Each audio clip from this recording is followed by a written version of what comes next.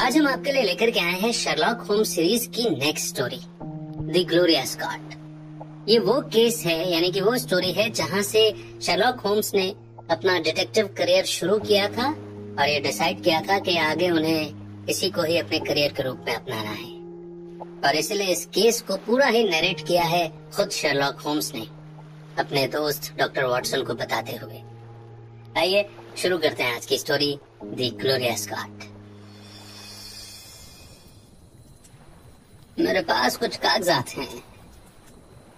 आग के पास सर्दी की एक रात में बैठे मेरे दोस्त शर्लॉक होम्स ने कहा, मैं सोचता हूँ कि तुम इन पर नजर डालो तो अच्छा होगा।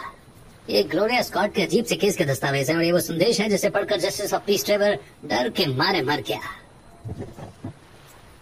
उसने ड्रॉअर से एक पुराना घिसा हुआ सिलेंडर निकाला और उसका टेप हटाकर उसने मुझे एक स्लेटी रंग का पन्ना थमाया जिस पर एक छोटा सा नोट लिखा हुआ था। लंदन में गेम की सप्लाई तेजी से बढ़ रही है। हमें लगता है कि हेड कीपर हडसन को फ्लाई पेपर के सभी ऑर्डर लेने और तुम्हारी मुर्गियों की जान बचाने का आदेश दिया गया है। इस रहस्यमयी मैसेज को पढ़कर जब मैंने ऊपर देखा तो पाया कि होम्स मेरे चेहरे के भाव को देखकर हंस रहा है। तुम कुछ परेशान लग रहे हो।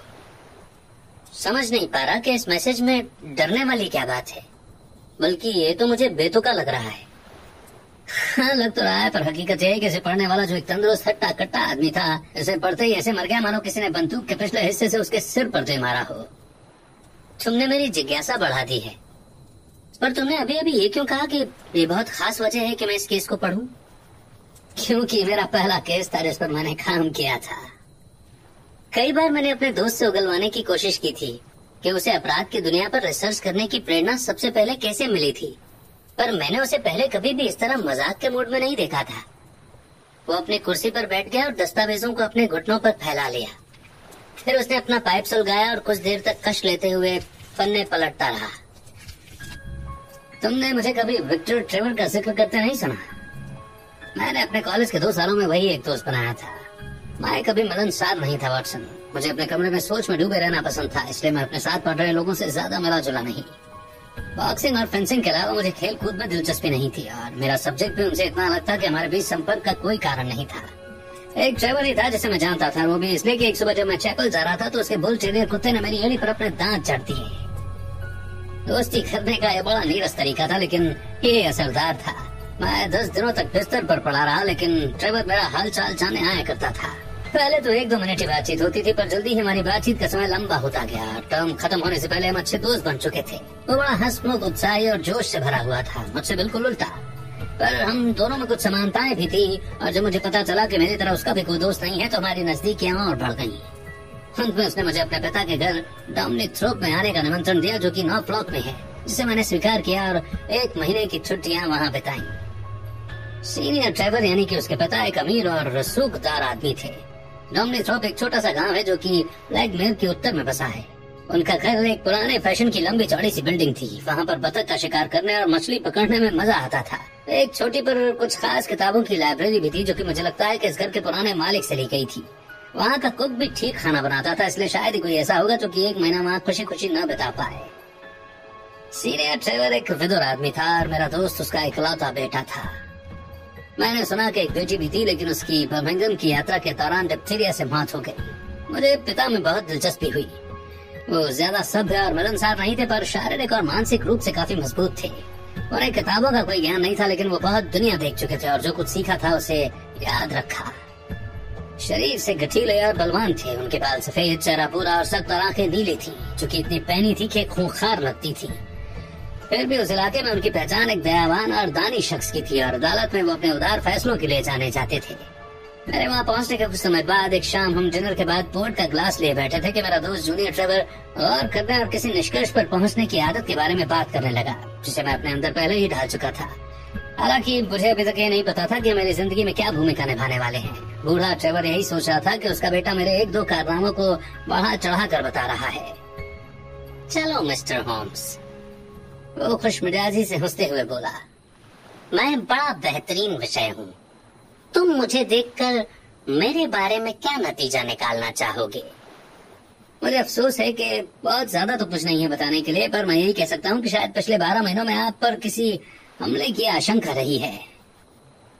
उसके होठों की हंसी मुरझा गई और उसने मुझे बहुत आश्चर्य से देखा। हाँ, ये सच है। तुम जानते हो विक्टर, उसने बेटे की ओर मुड़ते हुए बोला। हमने जब उस पोचिंग गैंग को तोड़ा था तो उन्होंने हमें जान से मारने की धमकी दी थी और सर एडवर्ड हॉली पर वास्तव में हमला हो भी चुका है। मैं तब से हमेशा चौकन्ना रहता हूँ। हालांकि मुझे ये नहीं मालूम कि तुमने ये बात कैसे जानी। आपकी छड़ी बहुत खूबसूरत है। इस पर लिखावट से मैंने जान लिया कि आपके पास ये बस साल भर से ही है, पर आपने काफी मेहनत की और उसके सर को खोखला कर उसमें पिघला हुआ शीशा भरा है, जिससे एक अच्छा खासा हथियार बन गया है। मैंने सोचा कि आप ये सावधानी नहीं बरतते अगर किसी खतरे का अंदेशा नहीं होता। और कुछ? उसने मुस्कुराते हुए पूछा। आपने अपनी जवानी में काफी बॉक्सिंग की है। फिर सही कहा। तुमको कैसे मालूम हुआ? क्या मेरी नाक थोड़ी टेढ़ी हो गई है? नहीं, बस आपके कान थोड़े चपटे हैं और कहीं कहीं से चौड़े हो गए हैं, जो कि एक बॉक्सर की निशानी है। और कुछ? आपने बहुत ज्यादा खुदाई भी की है और आपके हाथों की उंगलियां देखकर पता चल रहा है। मेरी सारी दौलत सोने की खदानों से आई है। आप न्यूजीलैंड में रह चुके हैं। फिर सही। आप जापान भी जा चुके हैं। बिल्कुल सच। और आप किसी ऐसे व्यक्ति के काफी नजदीक रह चुके हैं जिसका नाम J.A. है और जिसे आपने बाद में बिल्कुल भूल जाने की कोशिश की। मिस्टर ट्रेवर धीरे धीरे खड़ा हुआ और मुझे अजीब तरीके से घूरने लगा और फिर आगे लहराते हुए नीचे जमीन पर बिखरे मूंगफली के छिलकों पर मुंह के बल बेहोश होकर गिर गया। तुम सोच नहीं सकते वॉटसन कि मैं और उसका बेटा कितने हक्के बक्के रह गए। हालांकि उसकी बेहोशी ज्यादा देर तक नहीं रही, क्योंकि जब हमने उसका कॉलर खोला और एक गिलास पानी लेकर चेहरे पर छिड़का तो वो एक दो गहरी सांसें लेता हुआ उठकर बैठ गया। बच्चों, और जबरदस्ती मुस्कुराते हुए बोला, मुझे उम्मीद है कि मैंने तुम लोगों को डराया नहीं होगा। हालांकि मैं बड़ा मजबूत लगता हूँ, फिर भी मेरा दिल काफी कमजोर है। मुझे बेहोश करने के लिए छोटी बात ही काफी है। मुझे नहीं मालूम कि तुम ये सब कैसे करते हो, पर मुझे लगता है कि असली या काल्पनिक सभी जासूस तुम्हारे सामने बच्चे हैं। यही तुम्हारी जिंदगी की राह है और यही उस आदमी की भविष्यवाणी है जिसने दुनिया देखी है। और ये सलाह जिसमें मेरी काबिलियत को बड़ा चढ़ाकर बताया गया था वॉटसन, मुझे पहली बार लगा कि इसे मैं अपना पेशा बना सकता हूँ, जो उस समय मैं एक हॉबी की तरह करता था। पर उस वक्त मैं अपने मेजबान की अचानक बिगड़ी तबीयत के बारे में फिक्र कर रहा था और मुझे इसके अलावा और कुछ नहीं सूझ रहा था। मुझे उम्मीद है कि मैंने ऐसा कुछ नहीं कहा जिससे आपको तकलीफ हुई हो। तुमने एक नाजुक जगह पर हाथ रख दिया है। क्या मैं पूछ सकता हूँ कि तुम ये सब कैसे जानते हो और तुम्हें कितना पता है? वो थोड़ा मजाक के तरीके से बोला, पर उसमें भी डर छुपा था। ये तो एकदम आसान था। जब आपने अपना हाथ उठाकर मछली को नाव में लाने की कोशिश की, तब मैंने आपकी कोहनी पर बना टैटू देखा जिस पर J.A. लिखा था। ये अक्षर अभी भी समझ में आ रहे थे, लेकिन वो धुंधले पड़ने के बावजूद साफ साफ दिखाई दे रहे थे और पास की खाल पर बने निशानों से मैं समझ गया कि इन अक्षरों को मिटाने की कोशिश की गई है। फिर ये साफ हो गया कि इन अक्षरों से आपका कोई गहरा नाता था, पर आप इन्हें भूलना चाहते थे। क्या नजर पाई है? बिल्कुल ऐसा ही है जैसा तुमने कहा, लेकिन हम इस बारे में बात नहीं करेंगे। सभी पुरानी यादों में सबसे बुरी याद आपके पुराने प्यार की होती है। बिलियर्ड रूम में आओ और सिगार पियो। उस दिन के बाद अपनी सारी खातिरदारी के बावजूद मिस्टर ट्रेवर मुझे हमेशा शक की नजरों से देखता था और उसके बेटे ने भी इस बात पर गौर किया। तुमने गवर्नर को इतना चौंका दिया है कि वो हमेशा शायद इस बात से डरे रहते हैं कि तुम्हें क्या मालूम है और क्या नहीं। मैं जानता हूँ कि वो ये नहीं दिखाना चाहते थे, पर उनके दिमाग में इस कदर हावी हो गया था कि हर बात पे चलकता था। आखिर में मुझे भरोसा हो गया कि मेरी वजह से वो परेशान हो जाते हैं, इसलिए मैंने वहाँ से वापस आने का विचार कर लिया। हालांकि जिस दिन मुझे वापस आना था, मेरे जाने के कुछ पहले एक घटना घटी जो कि आगे चलकर बहुत अहम साबित हुई। हम तीनों धूप सेक रहे थे और सुंदर नजारे का आनंद लेते हुए बाहर लॉन में बैठे हुए थे। तभी एक नौकरानी आई और उसने बताया कि दरवाजे पर एक आदमी आया और मिस्टर ट्रेवर से मिलना चाहता है। उसका नाम क्या है?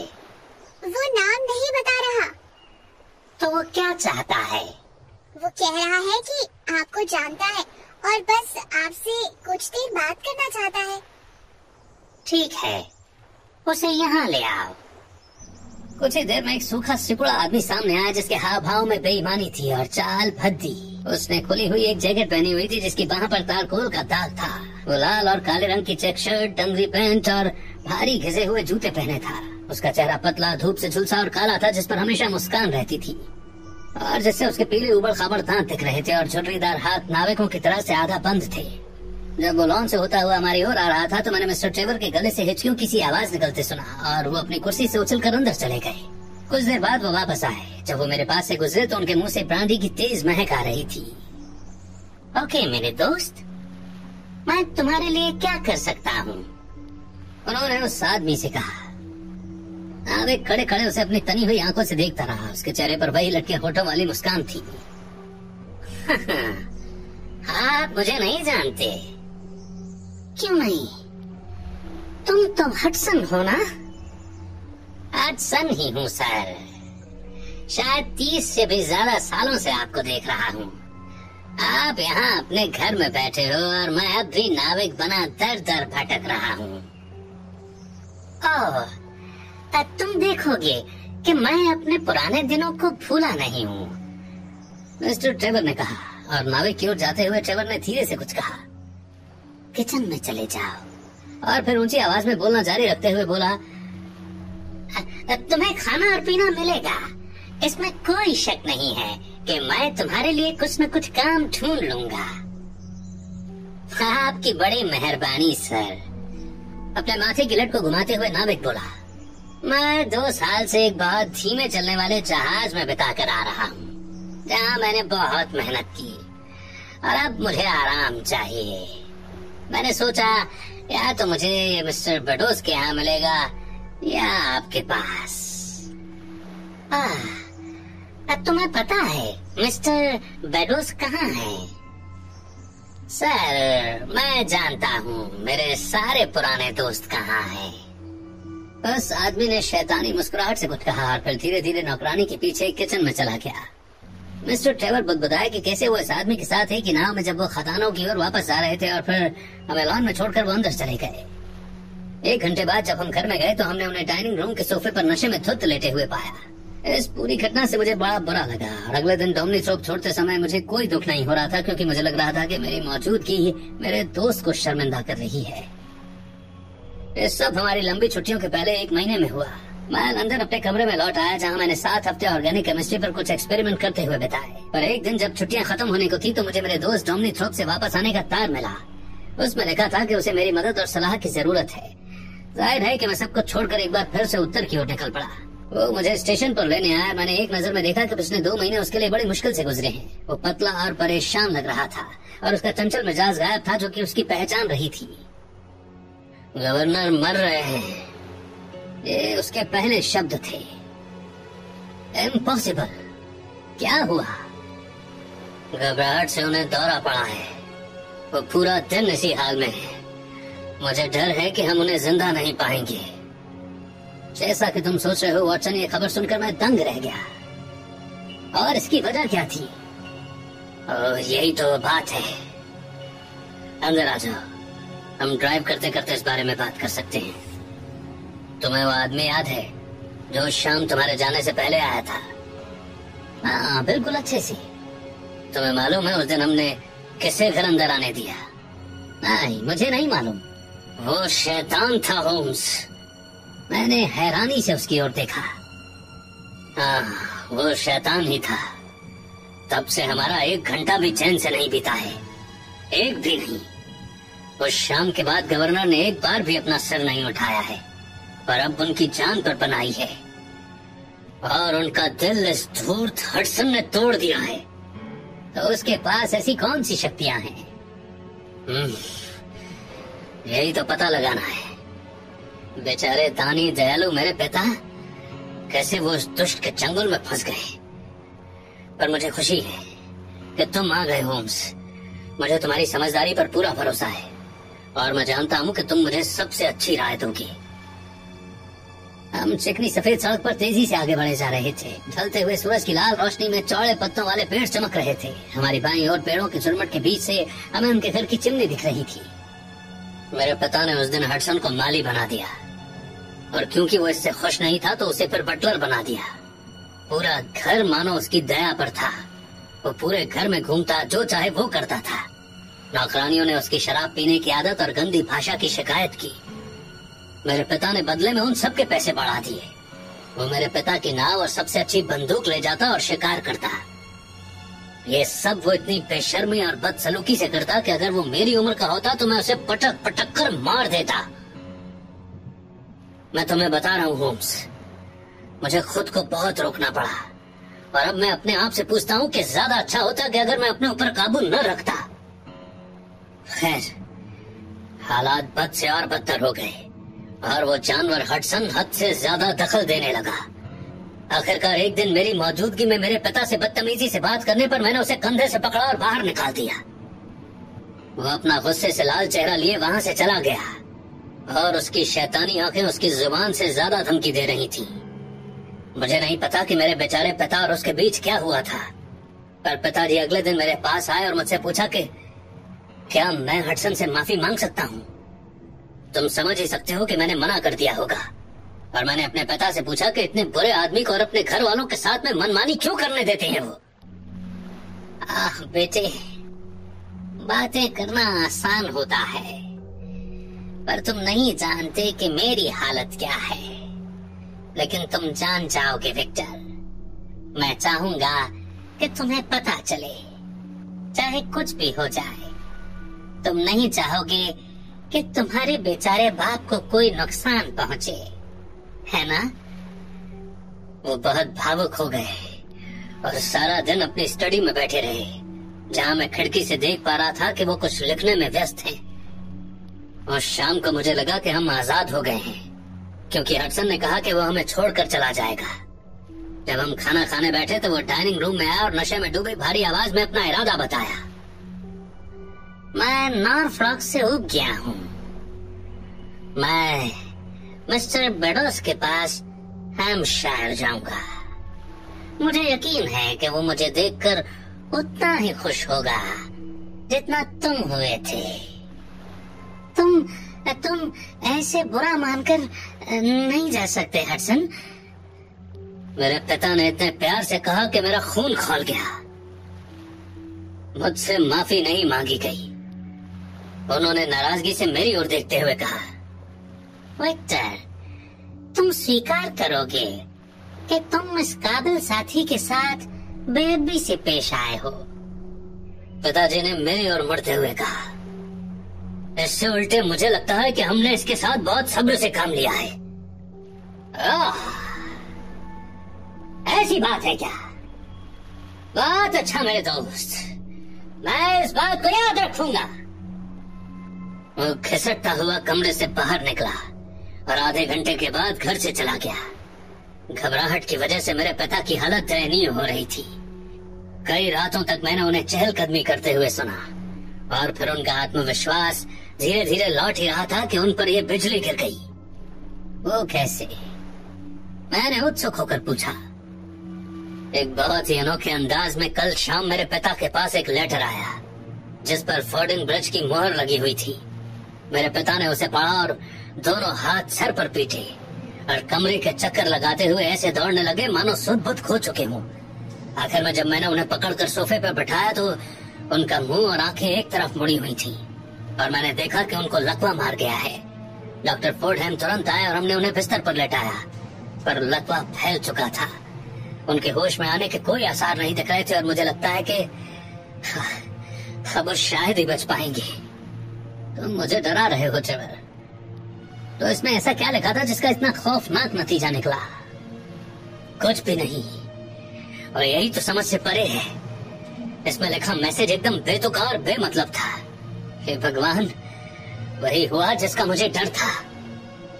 इसी बीच हम घर के नजदीक आ चुके थे और ढलती रोशनी में देखा कि घर में पर्दे डाले जा चुके हैं। जैसे ही हम घर के दरवाजे की तरफ भागे, मेरे दोस्त का चेहरा दुख से लटक गया। काले कपड़े पहने एक आदमी दरवाजे से निकला। ये कब हुआ डॉक्टर? ट्रेवर ने पूछा। तुम्हारे जाने की फौरन बाद। क्या उन्हें कभी होश आया था? हाँ, आखिरी सांस लेने से पहले, बस कुछ देर के लिए। मेरे लिए कोई मैसेज? सिर्फ इतना कि पेपर जापानीज कैबिनेट के पिछले ड्रॉअर में है। मेरा दोस्त उस डॉक्टर के साथ पिता के कमरे में गया जबकि मैं स्टडी में ही था और पूरे मामले पर विचार करने लगा। इतना परेशान मैं जिंदगी में कभी नहीं हुआ था। इस ट्रेवर का पास्ट क्या था? बॉक्सर, ट्रेवलर, सोने की खान में काम करने वाला, और वो इस धूर्त नाविक के चंगुल में कैसे फंस गया था? और क्यों वो फोर्डिंग ब्रिज से आया हुआ लेटर पढ़कर खौफ से मर गया? तब मुझे याद आया कि फोर्डिंग ब्रिज हैम्पशायर में है और वो मिस्टर बेडोस, जिसे शायद नाविक मिलने और ब्लैकमेल करने गया है, ने बताया कि वो भी हैम्पशायर में रहता है। इसलिए वो लेटर या तो नाविक हडसन ने ये बताने के लिए भेजा था कि उसने कोई शर्मनाक राज खोल दिया है, या फिर वो मिस्टर बेडोस ने भेजा था जो अपने पुराने साथी को आगाह कर रहा था कि कोई ऐसा राज खुलने वाला है। इतनी बात तो साफ थी, लेकिन फिर वो लेटर बेतुका और बेमतलब कैसे हो सकता है, जैसा कि उसके बेटे ने बताया? उसने जरूर इसका मतलब सही से नहीं समझा। अगर ऐसा है तो वो जरूर कोई ऐसा सीक्रेट कोड रहा होगा जो दिखता कुछ और है और उसका मतलब कुछ और होता है। मुझे वो लेटर देखना होगा। अगर उसमें कोई ऐसी बात छुपी हुई होगी तो मुझे भरोसा था कि मैं उसका पता लगा लूंगा। 1 घंटे तक मैं गंभीर होकर उस पर विचार करता रहा। तभी एक नौकरानी रोती हुई लैंप लेकर आई और उसके ठीक पीछे मेरा दोस्त ट्रेवर आया। उसका चेहरा अभी भी मुरझाया हुआ था, पर वो संभला हुआ था। उसके हाथों में वही पेपर थे जो इस वक्त मेरे घुटनों में पड़े हैं। वो मेरे सामने बैठा और लैंप को मेज के एक कोने में खिसकाया और मुझे एक छोटी सी पर्ची थमाई। अब जैसा कि तुम देख सकते हो, उसमें लिखा है, लंदन में गेम की सप्लाई तेजी से बढ़ रही है। हमें लगता है कि हेड कीपर हडसन को फ्लाई पेपर के सभी ऑर्डर लेने और तुम्हारी मुर्गियों की जान बचाने का आदेश दिया गया है। जब मैंने इस मैसेज को पहली बार पढ़ा तो मेरा भी चेहरा तुम्हारी तरह उलझन में पड़ गया। मैंने इसे फिर से ध्यान से पढ़ा। ये बिल्कुल वैसा ही था जैसे मैंने सोचा था, और जरूर इन अजीब से शब्दों के पीछे कोई राज छिपा है। और ये भी हो सकता है कि इन शब्दों में जैसे कि फ्लाई पेपर और मुर्गियों का मतलब पहले से ही तय किया गया हो। इनका मतलब कुछ भी हो सकता है और उसका पता नहीं लगाया जा सकता। लेकिन मेरा मन इस बात को नहीं मान रहा था। और फिर उस मैसेज में हडसन शब्द की मौजूदगी से साफ था कि हडसन ने नहीं, मिस्टर बेडोस ने भेजा था। मैंने इसे उल्टा करके पढ़ा, लाइफ इज इनसेन, पर इस शब्द से कुछ भी सफलता हाथ नहीं लगी। इसके बाद मैंने एक एक शब्द को छोड़कर पढ़ने की कोशिश की, लेकिन इससे भी मेरा काम नहीं बना। और तभी अचानक से इस पहेली का हल मुझे समझ में आ गया था। मैंने देखा कि पहले लेटर से लेकर हर तीसरा शब्द एक संदेश दे रहा था, जिससे ट्रेवर इतना परेशान हो गया। वो एक छोटी और कठोर चेतावनी थी जो मैंने अपने दोस्त को पढ़कर सुनाई। खेल खत्म हो गया, हडसन ने सच बता दिया है, अपनी जान बचाओ। विक्टर ट्रेवर ने अपने कांपते हाथों में अपना चेहरा छुपा लिया। वैसा ही होगा, ये मौत से भी बदतर है, क्योंकि इसमें बदनामी भी है। लेकिन हेड कीपर और मुर्गियों का मतलब क्या है? उस मैसेज में शब्द बेमतलब हैं, पर ये हमारे बड़े काम के हो सकते हैं, क्योंकि हमें भेजने वाले के बारे में कुछ भी नहीं पता है। देखो, उसने शुरुआत खेल से की, फिर उसे सीक्रेट मैसेज में शब्द भरने थे, हर खाली जगह पर 2 शब्द। जाहिर है वो वही शब्द लिखेगा जो उसके दिमाग में सबसे पहले आए। और जब उसमें इतने सारे शब्द स्पोर्ट्स से जुड़े हुए हैं तो हम एक हद तक मान सकते हैं कि वो या तो बहुत अच्छा शिकारी है या फिर उसकी दिलचस्पी ब्रीडिंग में है। क्या तुम बेडोस के बारे में कुछ जानते हो? अब क्योंकि तुमने जिक्र छेड़ ही दिया है तो मुझे याद आया कि मेरे बेचारे पापा को हर गर्मियों में उसके यहाँ शिकार करने का न्योता मिलता था। तो इसमें कोई शक नहीं कि ये पर्ची वहीं से आई है। बस अब ये पता लगाना बाकी रह गया है कि वो राज क्या था जिससे नाविक हडसन 2 दौलतमंद और इज्जतदार लोगों पर हावी हो गया था। मुझे डर है कि ये वही पाप और बदनामी की बात है, लेकिन मैं तुमसे कुछ नहीं छुपाऊंगा। ये वो बयान है जो मेरे पिता ने लिखे थे जब उन्हें पता चला कि हडसन से खतरा सर पर मंडरा रहा है। मुझे ये जापानीज कैबिनेट में मिले, जैसा कि उन्होंने डॉक्टर को बताया था। ये लो और इन्हें पढ़कर सुना, क्योंकि ना तो मुझ में इतनी ताकत है और ना ही हिम्मत कि मैं इन्हें खुद पढ़ूं। यही वो कागजात है वॉटसन जो उसने मुझे दिए थे, और मैं तुम्हें इन्हें पढ़कर सुनाता हूँ, जैसे मैंने उस रात उसे पुरानी स्टडी में पढ़कर सुना है।